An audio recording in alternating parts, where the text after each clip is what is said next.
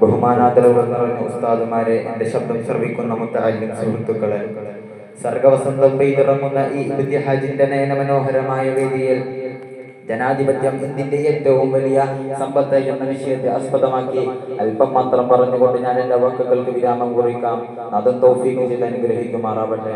പ്രിയമുള്ളവരെ, ജനങ്ങളാൽ ജനങ്ങളിൽ നിന്ന് ജനങ്ങൾക്ക് വേണ്ടി തിരഞ്ഞെടുക്കുന്നതിനെയാണ് ജനാധിപത്യം എന്ന് പറയുന്നത്. ലോകത്തെ ഏറ്റവും മികച്ച ജനാധിപത്യമുള്ള രാജ്യം അത് ഇന്ത്യയാണ്.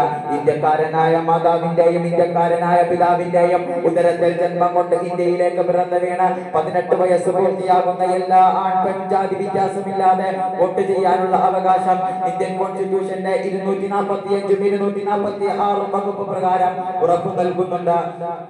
ജനാധിപത്യത്തിന്റെ ഏറ്റവും വലിയ അടിത്തറ എന്നത് അത് തിരഞ്ഞെടുപ്പുകളാണ്.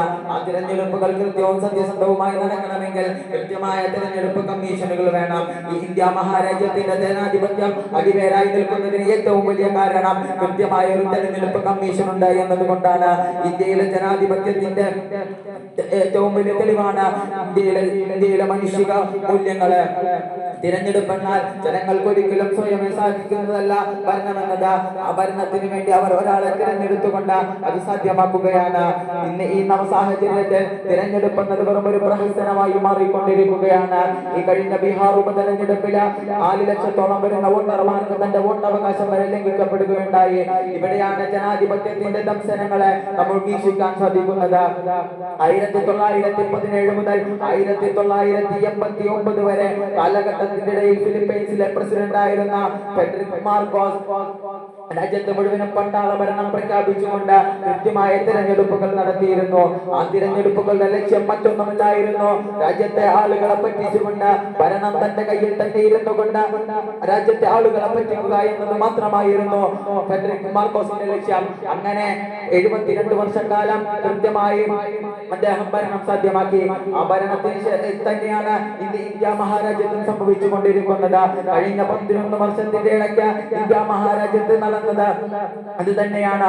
ഓരോ തിരഞ്ഞെടുപ്പുകളിലും കള്ളത്തരങ്ങൾ ഒഴിച്ചു വിട്ടുകൊണ്ട് എന്തിനു വേണ്ടി തിരഞ്ഞെടുപ്പ് നടത്തുന്നു എന്ന ചോദ്യം വരെ ഉയർന്നു വന്നു തുടങ്ങി. കഴിഞ്ഞ ബീഹാർ ഉപതെരഞ്ഞെടുപ്പില് ലക്ഷക്കണക്കിന് വോട്ടുകളുടെ എണ്ണം കൃത്യമായി കൊണ്ടുവന്ന് കാണിക്കുമ്പോഴും അതൊന്നും മനക്കണക്കെടുക്കാതെ വെറുതെ വിടുന്നതിന്റെ കാഴ്ചകൾ നാം കാണുന്നതാണ്.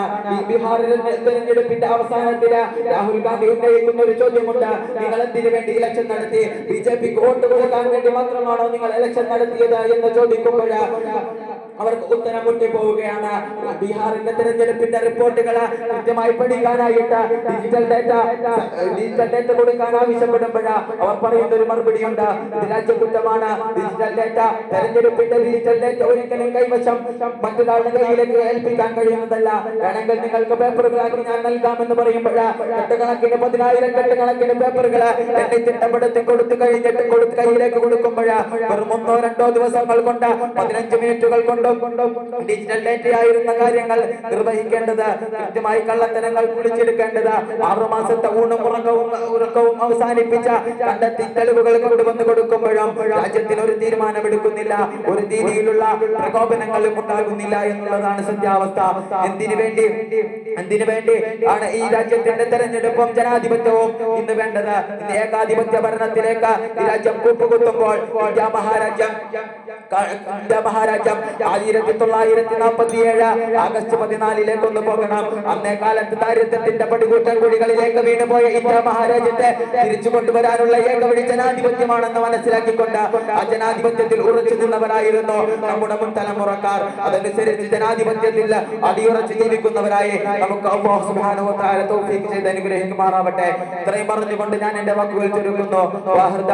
അൽഹംദുലില്ലാഹി റബ്ബിൽ ആലമീൻ. അസ്സലാമു അലൈക്കും.